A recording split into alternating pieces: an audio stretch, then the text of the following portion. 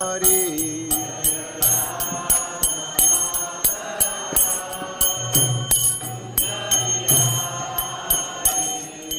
Gopijana Bala Ba Girivanadari Jaya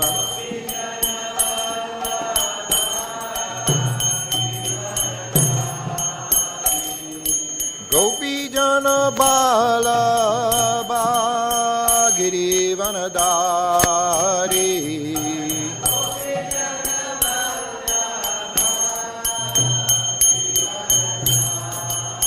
Yashoda Nandana Braja Jana Ranjana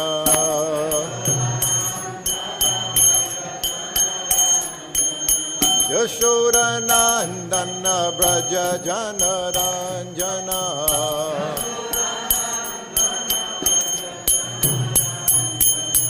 Yamuna Tira Banachari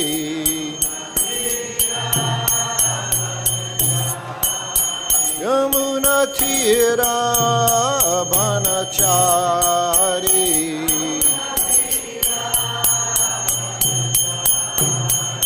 Jaya Radha Madhava Kunja Bihari Jaya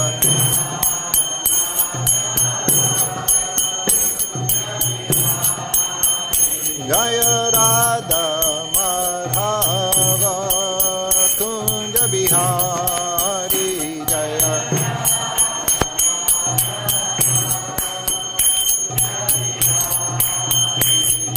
Gopijana Bala Ba Girivanadari Jaya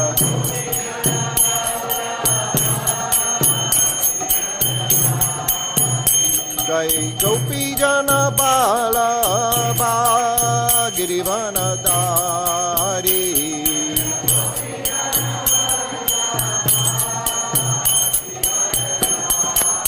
Yashoda Nandana Braja Jana Ranjana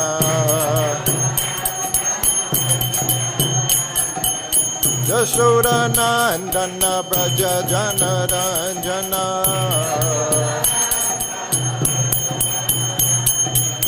Yashoda Nandana Braja Jana Ranjana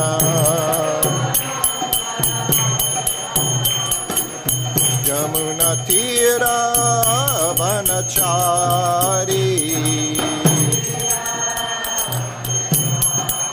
Yamuna Tira Banachari Jaya Radha Madhava Kunja Bihari Jaya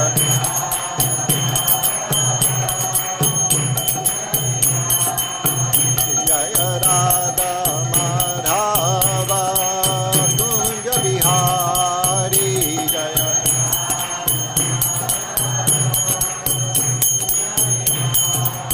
Hare Krishna Krishna Krishna Hare Hare Hare Rama Rama Rama Hare Hare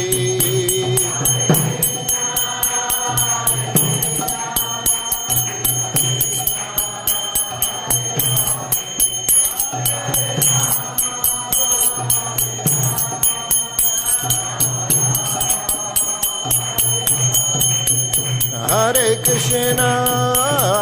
Krishna Krishna Krishna Hare Hare Hare Rama Rama Rama Hare Hare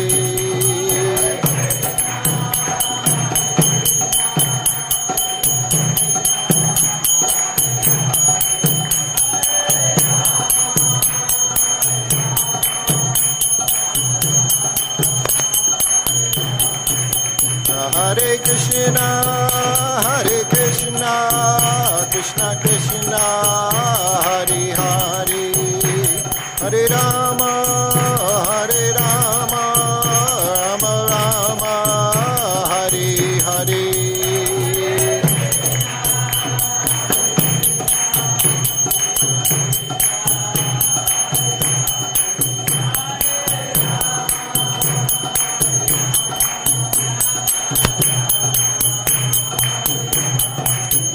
Jaya Prabhupada, Prabhupada, Jaya Prabhupada, Jaya Prabhupada.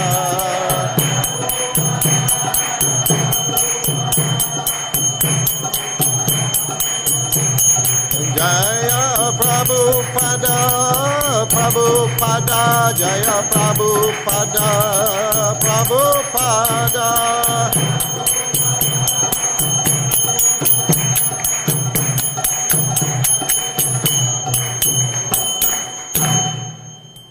Jai Om Vishnupad Paramahansa Parabhajakacharya Asatarasata C.C. Mad. His Divine Grace A.C. Bhaktivedanta Swami Srila Prabhupada Ki Jai. ISKCON BBT Founder Acharya Srila Prabhupada Ki Jai. All glories to the assembled devotees. All glories to the assembled devotees. All glories to the assembled devotees. All glories Sri Sri Guru and Gauranga.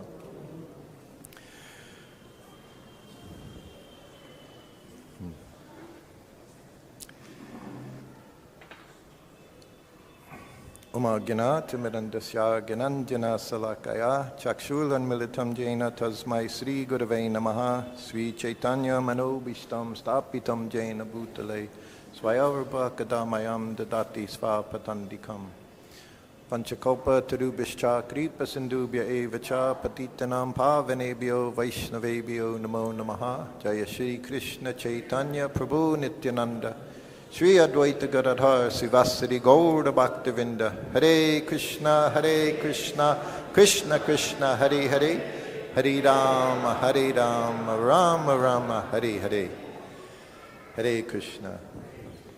So today is Vishvarupa Mahotsava. It's the Lord Chaitanya's older brother. He also took sannyas on this day. And of course our Srila Prabhupada took sannyas on this day.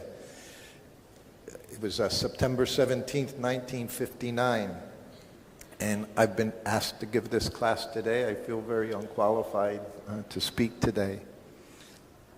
I was going to start out, I was reading so many different things about Srila Prabhupada taking sannyas. I was thinking also yesterday, it was appearance day of Haridas Thakur, Namacharya Haridas Thakur. Our Srila Prabhupada, he's also Namacharya. He just took the chanting of Hare Krishna outside of India, all around the world. And we can see it's growing more and more. This lotus of the holy name is growing more and more every day within the world due to Srila Prabhupada, what he had done. Let me start. I'll read this little thing here.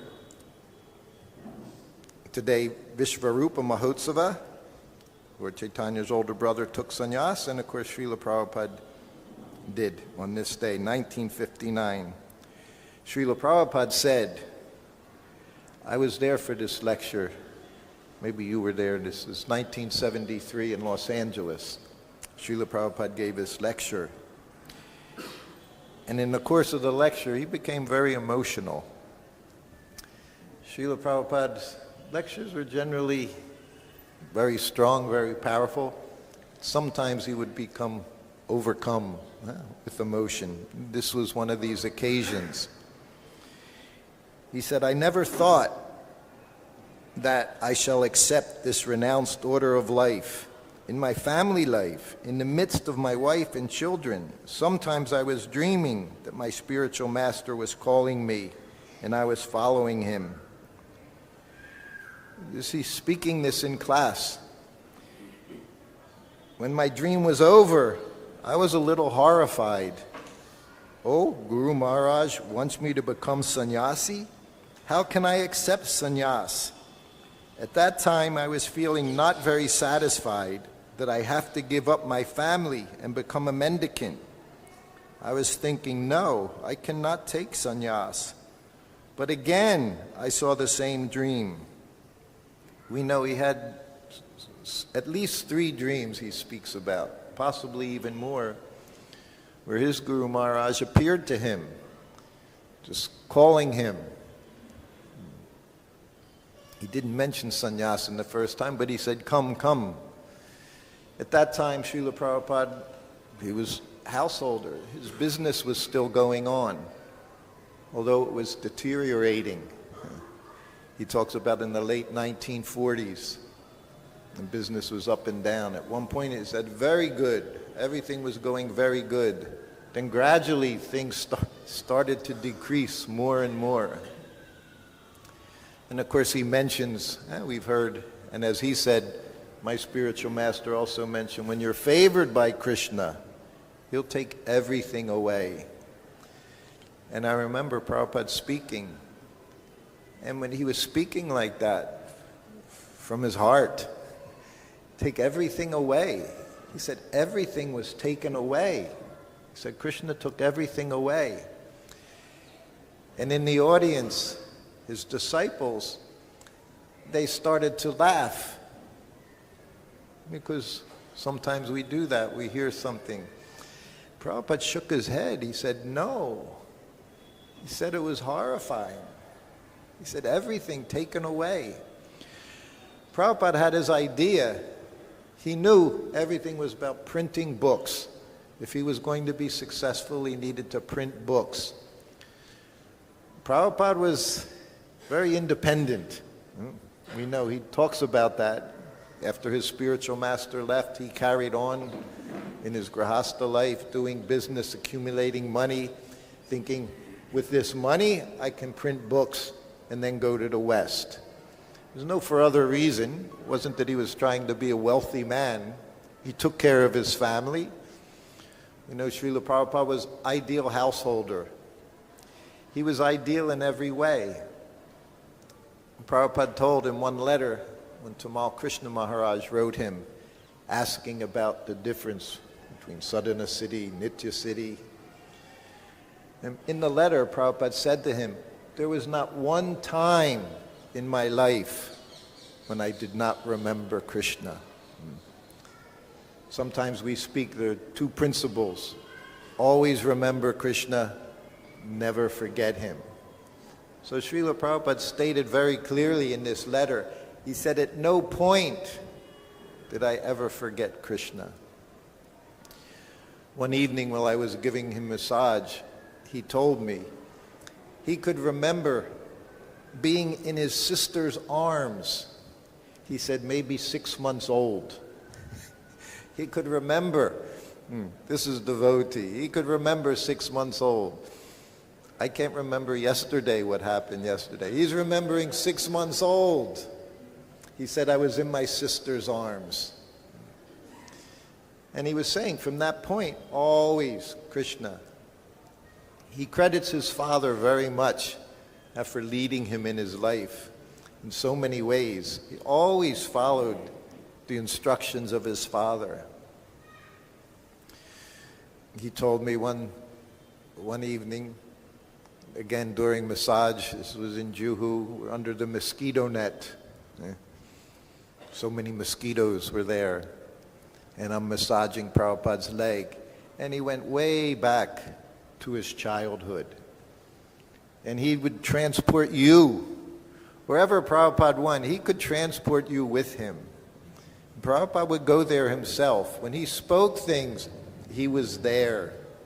So many times I remember he would take the characters. If he was talking 3-4 different people were in it, his father, his mother, this person, he would assume their character when he would speak.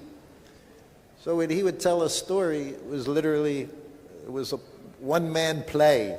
He was all the characters. And he would go on and describe everything. And in this one time, again, he was a very young boy. And again, Prabhupada was independent. And from his childhood, always knew what he wanted. And he always expressed what he wanted. And it was a very simple thing. He said, I told my mother, you cook me puris.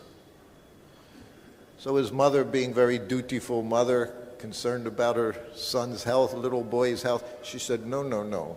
She said, I'll make you muri, puffed rice. Too late for puris. So Prabhupada's telling as I'm rubbing his legs, up and down his legs. I always say everything was connected with service for me. He didn't call me in the room sometimes and just start telling me things. But when I was doing service to him, he would speak so many things.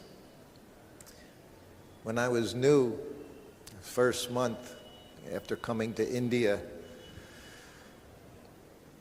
we came here to Vrindavan for a month. Then he went to Hyderabad. Then he went to Ahmedabad.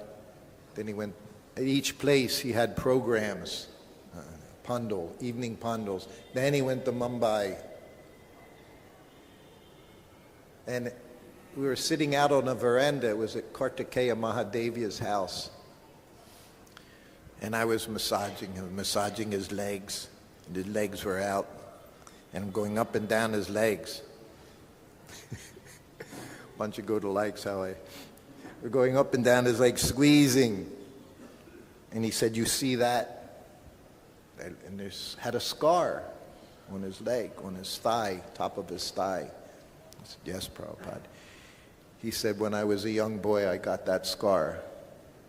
He said, I was in front of our house. He said, and I was playing with matches.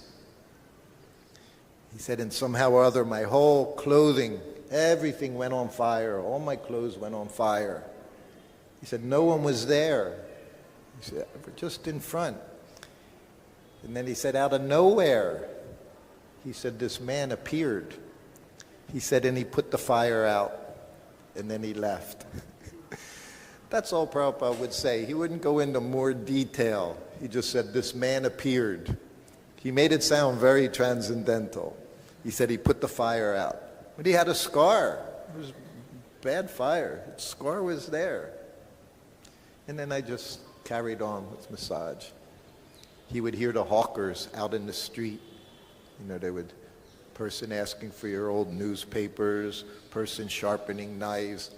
Prabhupada enjoyed when he would come back to India, remembering, and he would hear the people. He said, that man's doing this man's selling like this one's doing this. Then another time, showing Prabhupada's determination. You know, Prabhupada said, right? Krishna consciousness, he said, is easy. Determination, difficult. Prabhupada had great determination from very beginning days. So again, I'm massaging him in bed in Juhu. You see this scar? This scar on his forehead. Yes, Prabhupada. He said, I got that scar. He said, when I was out with my father. That was the day when he got his guns. Yeah. Prabhupada went by the shops and he saw a little toy gun. Then they were metal guns back in those days. No plastic was there. So he asked his father, get me a gun. His father bought him a gun. So then he had his gun in his hand. And he said he looked at his other hand. I want a gun for this hand. And his father objected. No, I got you a gun. Be happy. You know. I need a gun for this hand. You need 2 guns. That's how Prabhupada came when he came to America. 2 guns. So he had the order of his spiritual master and the holy name. They were his weapons. He knew very early on he had to have his weapons. Prabhupada had his weapons. And his father did everything, whatever his son would say, his father would do. But his father resisted. He said, finally, I laid down on the ground. He said, banging my hands on the ground, banging my head. He said, that scar is from that time. This is Srila Prabhupada. This was his determination. So then he was talking and he said, I told my mother, puris. I'll make you puffed rice. I want puris. We've seen this if you're with Prabhupada. You don't ever give resistance to anything he wants to do. As disciples, of course, we were more careful, whatever he wanted. But sometimes resistance would be there. Ooh, that was not a good thing. to resist Srila Prabhupada. So again, I want puris. And then finally he said, my father said, if he wants puris, give him puris. And then he looked at me, he said, perhaps my father knew. And that's all he said. That was the last thing he said, perhaps my father knew. And he said that a few times about his father. Perhaps his father knew. He directed him so much through his life, who he should marry, not to get married again. So many things his father was directing him. So then he had the dreams as his business was failing. Let me complete reading this little bit here.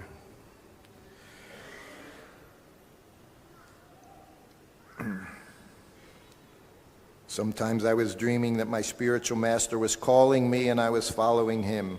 When my dream was over, I was horrified. Guru Maharaj wants me to become sannyasi? How can I accept sannyas? At that time, I was not very satisfied that I have to give up my family and become a mendicant. I was thinking, no, I can't take sannyas. But again, I had the same dream.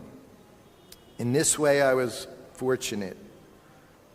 This is Prabhupada speaking in the class. Then he said, my Guru Maharaj. And Prabhupada at this time was already choked up, tears in his eyes.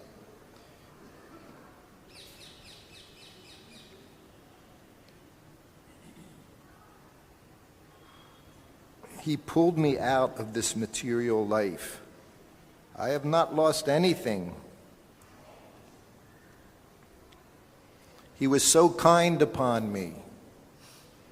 I have gained. I left 3 children, and I have got 300 children. So I'm not the loser. This is material conception. We think we shall be loser by accepting Krishna. Nobody is a loser. I say from my practical experience. Later he wrote, when I took sannyas, I was completely ready to discharge the order of my spiritual master. So it was on this day, 1959, the day was September 17th. So before that, the months before that, Prabhupada realized to take sannyas. So of course he had to approach his godbrothers. First he approached Tirtha Maharaj. After Bhaktisiddhanta Saraswati Thakur left, the Gaudiya mission broke up into different Chaitanya Mat, Gaudiya Mat, this place, that place. Prabhupada said so many, everyone had their own ideas. But he was considered the bona fide mission by many, the Gaudiya mission. So he approached him, said, I'll come. And Tirtha Maharaj invited, he said, give you a nice airy room with light, everything, but you come and you stay here, and you come under the authority of the temple. He said, and we'll see what we can do. Because he said, I come in here, I want to print these books, you can help me print the books. Prabhupada's only thing was how to fulfill the desire of his spiritual master, how to follow that order. So he gave him all these conditions. And he said, you spend some time here, and as time goes by, we'll see when we can do it, where we can fit it in. So Prabhupada, again, he avoided all of this for decades after his spiritual master left. He was independently doing, so he avoided this situation. And he was also not feeling very happy about what he was offering. So then, of course, Krishna directed him to Keshava Maharaj in Mathura. And he said, immediately you can take sannyas. Immediately take sannyas, no problem. No restrictions. You need to do this. You just preach. So he heard exactly. He said Krishna has sent him. He heard. He said he didn't insist. He insisted, Keshava Maharaj insisted, you take sannyas. But Prabhupada said he didn't insist. He said, my Guru Maharaj insisted. So he took it as a direct instruction from his spiritual master. On that day, there was one other person took sannyas. What's his name? I forget. It's in here. I won't look. He was 90 years old. 90 years old, Panch. There's always hope. 90 years old. So Srila Prabhupada and him, they took sannyas that day at the temple. Everything was there, just like Prabhupada had our ISKCON temple set up. The deities were there, the disciplic succession was there.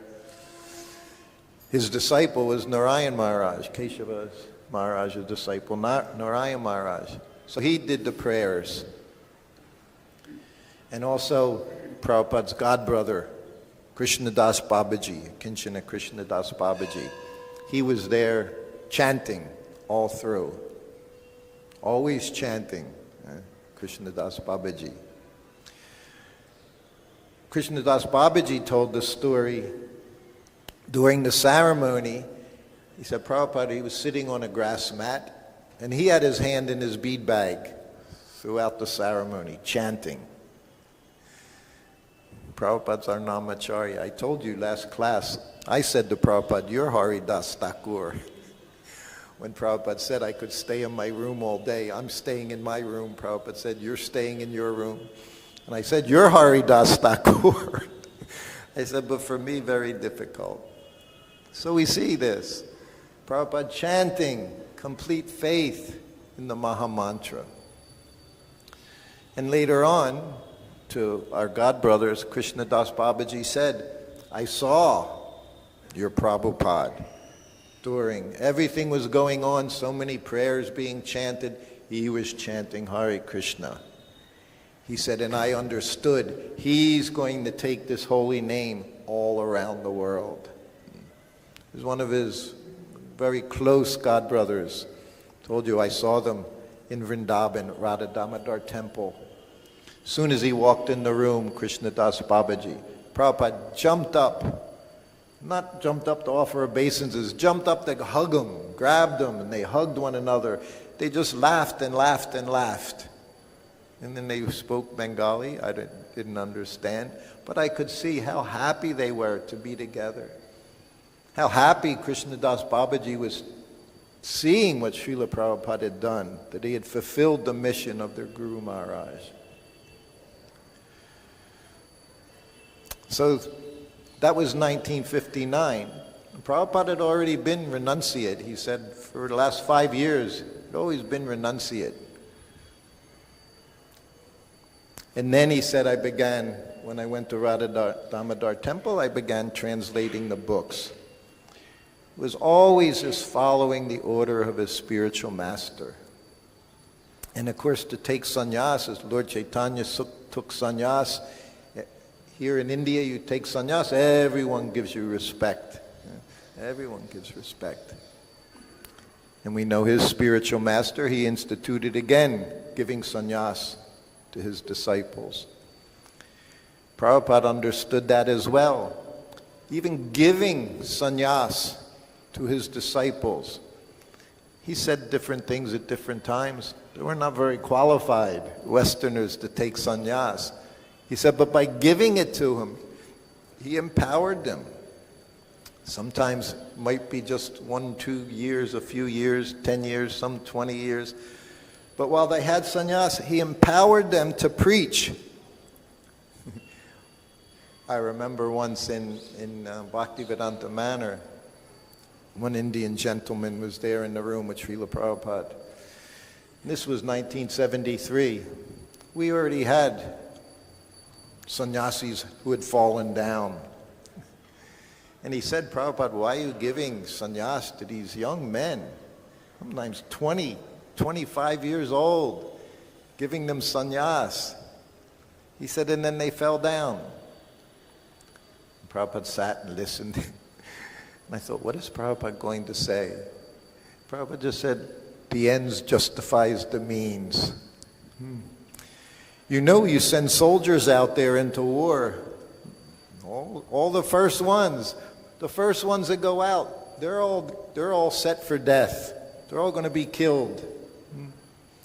Look at it that way. These were all Prabhupada's frontline soldiers. We're all here today because of all these devotees, all these sannyasis, whether they remained or didn't remain. We're here by their preaching efforts, the sannyas ashram. That's why Prabhupada said, even Mayavadi sannyasi, you can offer your obeisances. You respect the position. But I see Prabhupada empowered his disciples, empowered everyone. We still see so many disciples. You can see Prabhupada's disciples after so many years. Somebody put on social media the other day, Prabhupada said to Sruta Kirti, you're not going to leave me because I said I'm going to the moon. You know, they never went to the moon, are you? I said, no, Prabhupada. And then I wrote a little comment. I said, I'm still here. Somehow or other, all Srila Prabhupada's mercy for all of us. What he did, and I mentioned many times, I saw, again, I was with him 1 month, not even a month. And by that time we were in, I believe it was Thailand. We all know Burajan, he was there the other day.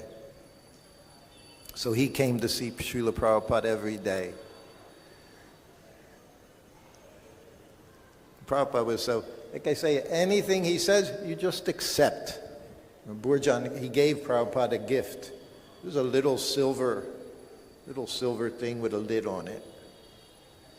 And it had kajal. It didn't have kajal in it. He had put something in it for Prabhupada. He made it a little gift thing. He put something inside. He gave it to Prabhupada. And Prabhupada said, oh, this is for kajal.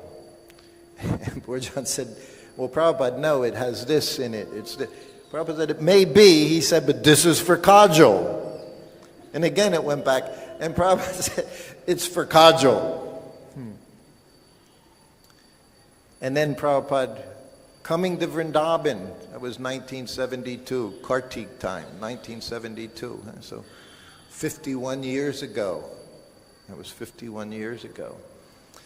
And Prabhupada was remembering, knowing he's coming to Vrindavan, again, to face so many swamis, Goswamis, God brothers.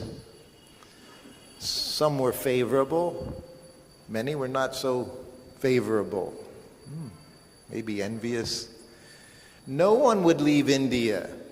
No sannyasi. You leave India, you're already in Maya. You leave this place, Bharat Barsha. That's what it was considered. To leave this place, it means you're going into Maya. You have no reason for leaving. Prabhupada, completely the opposite, he thought. I have to leave this place. He's thinking, well, I'm in Maya. This is my duty. It's your duty to the spiritual master.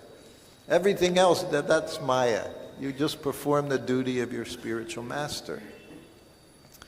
So he looked at Burajan. I'm behind Prabhupada, rubbing his back. And Prabhupada then said, he said, my God brothers criticize me because I allowed women into the temple. He was sannyasi. There's no question dealing with women at all. So many times in Prabhupada's room he would say things. When he saw his disciples struggling, sannyasi disciples struggling, some coming to him, and then he said, that's when he said, stamp on the forehead. You know, in America, all the boxes of butter, Prabhupada would buy butter, so he knew. In America, it said, keep in a cool place. Otherwise, butter melts, right? It spoils. Prabhupada said, our sannyasis have to stamp their forehead, keep in a cool place. That cool place meant no associating with women. He said, men are butter, women fire. Keep in a cool place. During that very time, one of his sannyasis came into the room. He told Prabhupada, He had been a sannyasi for just a year. Left his wife. No children. Left his wife. Oh, Prabhupada asked him. He was very senior, as we say, very senior devotee from the early days.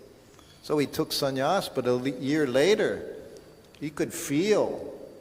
He told Prabhupada. He was very humble. Prabhupada, he said, it feels like my whole insides are being ripped out of me. Prabhupada looked at him. You never know what Prabhupada will say. Prabhupada said, yes. He said, attachment is so strong. He said, just last night I had a dream about my wife. Who knows if Prabhupada had a dream about his wife? But that's what he told him. So he's saying, even me, you just have to tolerate. He said, you have to tolerate. Never gave permission once you took sannyas. Once they left sannyas, he would say, you do your service now as grahasta, no problem. But would never say, no, that's okay, you go back to your wife. No, not possible for sannyasi. That same sannyasi, 6 months later, he came to Srila Prabhupada one afternoon in Los Angeles. And that was when we had what was the name of the party at our political party? In God We Trust. They had formed In God We Trust party. Prabhupada wanted the devotees to infiltrate everywhere, but of course to remain aloof, remain transcendental. So they had this In God We Trust party, and they had this very grand idea, as we say, shooting the rhino. Had a grand idea. We're going to put a devotee up for president. We have elections going on every 4 years. So much campaigning. You do the same thing here. You'll see signs everywhere. Who to vote for. So they thought, we can do this. So he's in the room, the sannyasi, and he's telling Prabhupada, this would be really wonderful. We'll get so much attention, so much publicity, we can get our message out, so much preaching is there. He says, so they feel that I'm proper person to be candidate for president. And Prabhupada just sitting, listening. I was there in the room, 23-year-old. I could see where this was going. I could see what it was leading up to. And I thought, this is not a good. So then he finally said it. So Prabhupada, in order to run as President of the United States, it's very important you're a married man.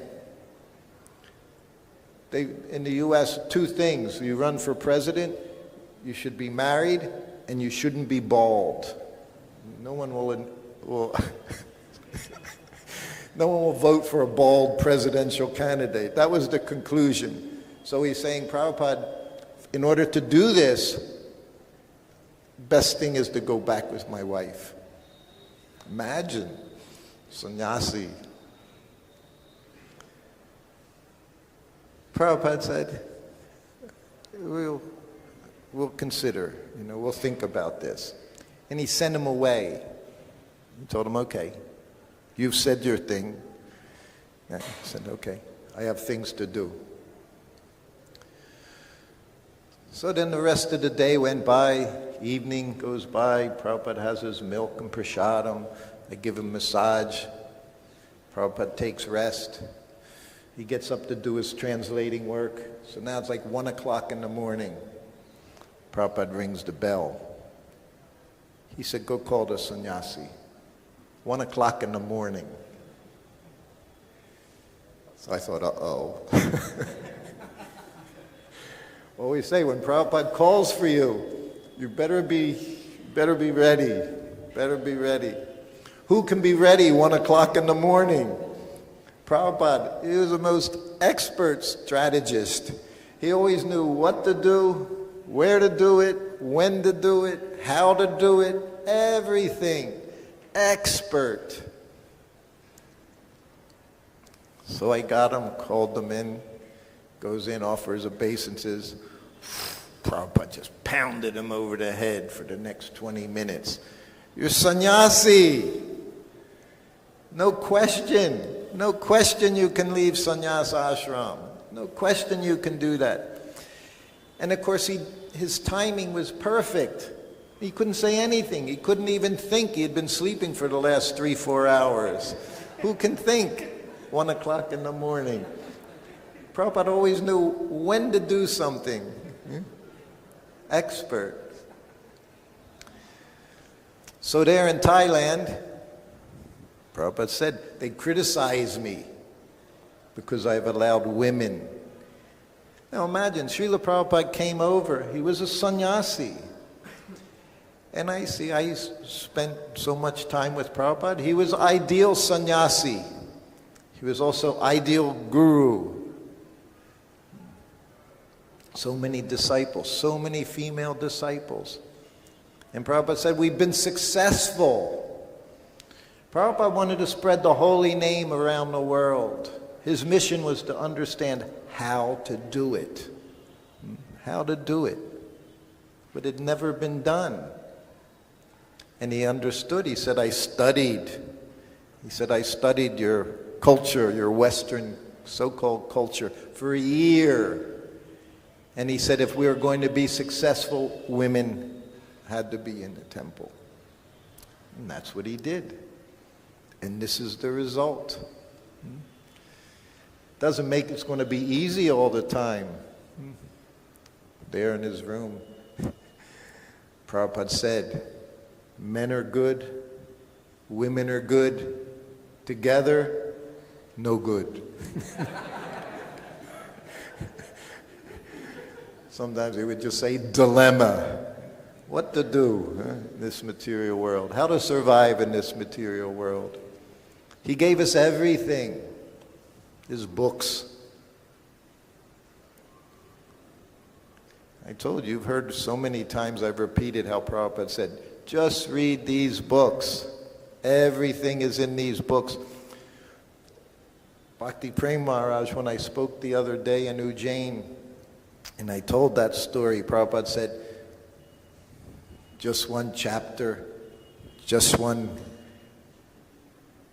paragraph, just one line, just one word. Maharaj came on afterwards, expert scripture. It was from Vishnu Purana, Padma Purana, see? Padma Purana. Lord Vishnu speaking, yes? Saying he was Bhagavad Gita. And he mentioned 10 heads, right? 10 heads. And he said, in that one paragraph, he says the exact same thing Prabhupada said. Just one chapter if you read. Then he said, just one line. And I had heard it once before, and I realized Prabhupada never made anything up. He didn't just say that because it was what he felt. It was right from Shastra. Everything from Shastra. This is disciple. Doesn't make anything up on his own. How many times Prabhupada would say, we're just like the mailmen. We just delivered a mail. In Mayapur, he said, we just delivered a letter. You may not like what's inside. That's not my business. We just deliver the truth. Sometimes we try to deliver as palatably as possible, but nonetheless, you have to deliver the truth. You don't water it down. You don't change it. You don't add anything. Prabhupada was successful because he was completely 100% loyal to his spiritual master's desires, his orders. He said from the very beginning, in 1922, he said that instruction was there. And from that time, he was trying to understand how to do it. Again, getting so much money, then I can print books. I don't need anyone else. He could see very difficult operating within the society, which had fragmented in so many ways. So he was going to do it if he had to do it himself. And of course, that's what he did. And he was very proud. I told you, Prabhupada said, we're proud to be servants of Krishna. Devotee, we always say humble, humble. You never say proud. But Prabhupada said, proud to be servants of Krishna. Prabhupada had another pride. He was proud of his disciples, his Western disciples. He pushed them right in the faces of everyone here in Vrindavan. These are first-class Vaishnavas, he would say. First-class, pure Vaishnavas. They've given up everything to serve Krishna. Some of them millionaires. This one who I read, Giriraj, father millionaire. Prabhupada said, would you go back for millions of dollars? No, Prabhupada. We all had this, no, Prabhupada. Completely surrendered to Srila Prabhupada. Difficulties may be there. Prabhupada knew. Kali Yuga, so many difficulties. He would tell stories about his godbrothers, some of his sannyasi godbrothers. Their struggles were also there. It was a unique thing for Westerners. We're all struggling here in this material world. Srila Prabhupada's struggle was to try to convince us to give up everything, become devotee of Krishna. And then, of course, I tell when his sister, I always say, imagine his sister's position. She loved Srila Prabhupada naturally. She followed him from the time she was born, his little sister. He was big brother. Everything, they did a lot together. And she was always following. So then whenever Prabhupada would come, she would be right there. She'd offer her obeisances to see Prabhupada, sit down, just happy to be around him. Prabhupada would be speaking in English. She didn't understand any English. It didn't matter. She just liked being next to Srila Prabhupada. She knew what he had done. No one had done. Here in Vrindavan, the devotees brought her, our god sisters, they paid for a ticket from Calcutta to Vrindavan. Prabhupada said, how did she get here? Because she's in Calcutta, she has no money or anything. How did she get here, Prabhupada said. He said, oh, the devotees. Hare Krishna. So that one afternoon he rang the bell. I came in, offered obeisances. He said, sit down. Sit. Told you. Serving your dog. Literally, he said, sit. I sat. He said, even she's my sister. I can't be alone with her. Sannyasi. Ideal sannyasi. Even he has a worldwide movement. He's impressing upon us what it means to be in your ashram, how to act properly. There was no cause. And if it was in the West, he might never have done it. But he knew here, oh, everyone's watching. He said that out about us. You have to be first-class devotee to live in Vrindavan. Don't bring your material desires into Vrindavan. Oh, you get smashed. Get smashed very quickly. So Prabhupada said, even here, he said, you sit down. He said, because they'll talk. Sannyasi, you have no business anyone talking nonsense about you. I want to see perfect example. And that was for the holy places, these tirthas. Prabhupada required it. All of his disciples, all of his followers, you have to set perfect example. Otherwise, we'll not be taken seriously. So then that night, his sister's here. After that, it was in the afternoon. So afternoon, of course, everyone takes rest. It was summertime. So I went into the servants' quarters. Prabhupada's sister's lying in my bed, just next to Prabhupada's sitting room. She's sleeping very comfortably. So of course I went in, I saw her lying in the bed. So I just went somewhere else and sat down. So then later Prabhupada rang the bell. I said, Prabhupada, I said, your sister's sleeping in my bed. Prabhupada looked at me. He said, she can't do that. You're sannyasi. Can't even be in the same area. He said, she can't. He said, you have to tell her. She can't do that. I said, Prabhupada, I can't tell her anything. I said, I can't speak Bengali. I said, nor can I say anything. He said, call her in. So then I called her. Prabhupada wants to see you. She's all happy. Her brother, big brother, hero, her big hero brother, savior of the whole planet, wanted to see her. So I come and we come in together, we offer obeisances. And then Prabhupada, of course, he's talking to her in Bengali. But I could understand he's telling her, you can't sleep. You can't sleep in the bed here. He said, this is my room here. I'm sure what he told her.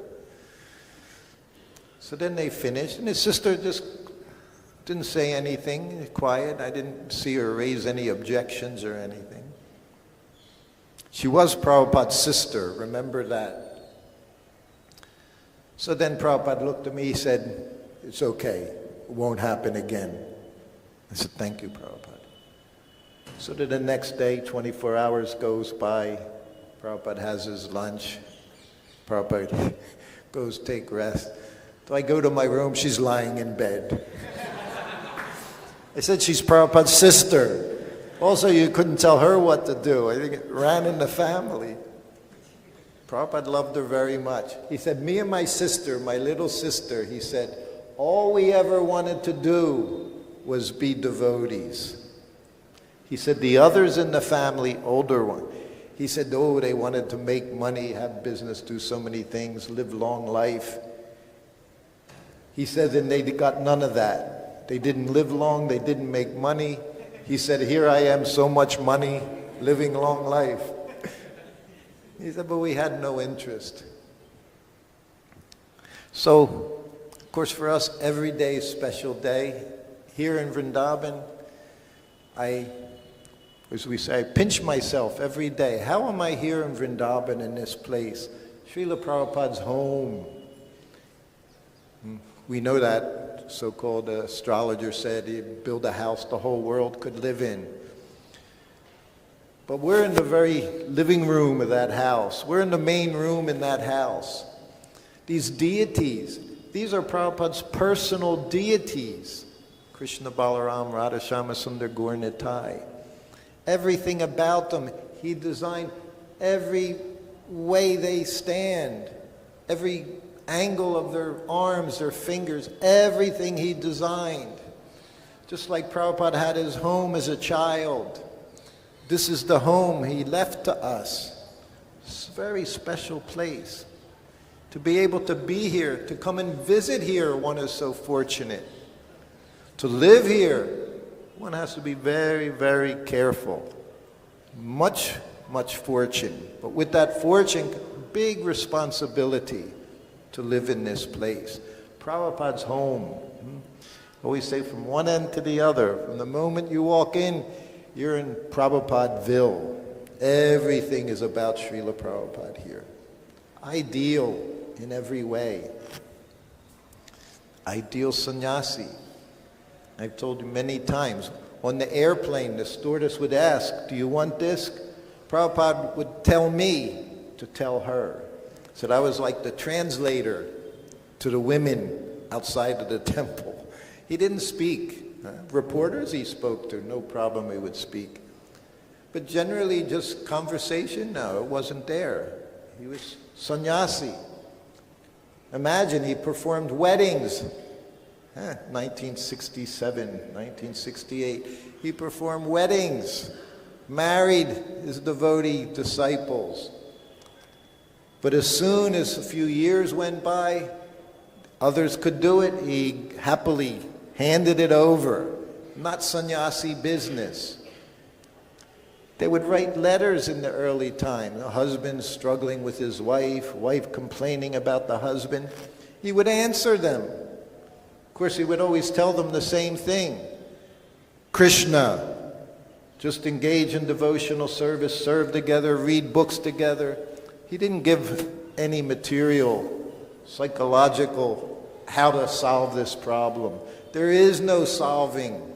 We know from one shoulder to this shoulder to this shoulder, that's all. Push it away.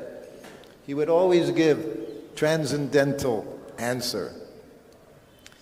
And then finally, one letter came along in the early 70s. He said, I'm a sannyasi. He said, you don't ask sannyasi these questions. It's not for sannyasi, not sannyasi business. So doing everything, he maintained. He was sannyasi, perfect sannyas. We have a few minutes left. Any questions, comments, additions? Panchagoda Prabhu. The relationship with the disciple and guru is very intimate, and we have like disciples, grand disciples, great grand disciples. So when we're trying to give our whole heart to our Guru Maharaj, how much do we give Prabhupada? You know, I mean, Prabhupada is the preeminent acharya for the next 10,000 years. So sometimes, just to kind of understand, like my magnitude, my dedication and devotion, I'm dedicated to my Guru and he's dedicated to Prabhupada. But what my relationship with Prabhupada? How is the Guru, disciple, grand disciple, great grand disciple to relate to their immediate Guru and Prabhupada as their acharya Guru? Good question. Well, we know when one of his disciples said he was praying to his spiritual master, the Prabhupada's spiritual master.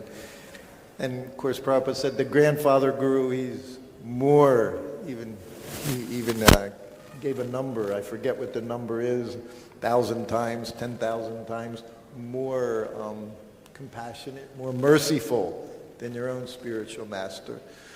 So we can always go back, just like all the devotees, what are we called? Rupanugas. We're all followers of Srila Rupa Goswami. You know, now we see it in our vernacular now, some say, well, Prabhupada Nugas. You know, for myself, I'm very short-sighted. I've never been able to see far into the future. But I think more the future comes, the more we're going to see just how much Prabhupada is important, most important personality for us. Because everything we hear, we're hearing from him. Like you say, his disciple. Disciple means he's repeating perfectly. If he's not, then he's not disciple.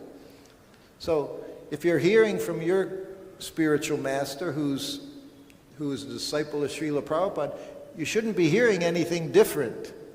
You're hearing the same thing. So we're always hearing from Srila Prabhupada. Like we said, 10,000 years. Prabhupada's books, he inundated the entire world. I don't know how many languages, so many languages, 40, 50, 60, I don't know what it is. It keeps growing. But these books, as we always say, the books are the basis. So that means Prabhupada's instructions. Prabhupada is with us. He lives in those instructions. We know all the acharyas, their works are always with us. So we can always pray. Nothing wrong praying the grandfather guru or great-grandfather guru to ask them for help. We approach Gaur-Nitai. We pray to them, give us strength. Krishna Balaram, Prabhupada said, we pray to Balaram for strength. So it's not like our spiritual master, we can't, we just serve him, everything else is forgotten. No, it's going all the way back to Krishna, the disciplic succession, the parampara. And Prabhupada would say sometimes gaps are there. Gaps are there because there wasn't that perfectly following personality who can deliver the exact same message thousands of years after the last time it was given. It has to come from pure soul. So Prabhupada gives that. And if we just give that same instruction, the same mailman, we're doing our business. But as soon as we try to come up, Prabhupada said, Lord Chaitanya, of course, also took sannyas. He said, he was God, Krishna himself. He did his chanting, mridanga and cartels. Because he saw in our society, bringing this in, add this, add this, add this. Prabhupada said he was Krishna himself. He just chanted the holy name, mridanga and cartel. Prabhupada said, I came to New York City, pair of cartels, sat under a tree. No microphones, no platforms, no, just sat there and chanted pure Nam. Everything came from that. So who's ever doing that, they're an inspiration to us. Whether it's a God brother, can even be disciple. Someone gives you good information, you can take it from anyone. We know that's there. So we should pray to Srila Prabhupada. This is his society. And it's been very clearly understood. He's our preeminent Shiksha Guru. That's Srila Prabhupada. So he should always be there. He cannot be ignored. Like I say, what to speak of here in this place in Vrindavan, every inch Prabhupada has been here. Huh? He's walked on all these tiles, sat there, offered his obeisances here. That's why somehow or other, after so many years, I feel Vrindavan is home. I never, myself in ISKCON, I never felt like I didn't have a home. When I left Philadelphia, I moved into a temple, New Vrindavan. I didn't move into Philadelphia temple. So I always felt like I was just, traveling here and there. So it took a long time, but I found home here. With Panchagoda Prabhu, managing for so many years here. We just have to follow Prabhupada's instructions, and all success will be there. Anything in Karbajan, Prabhu?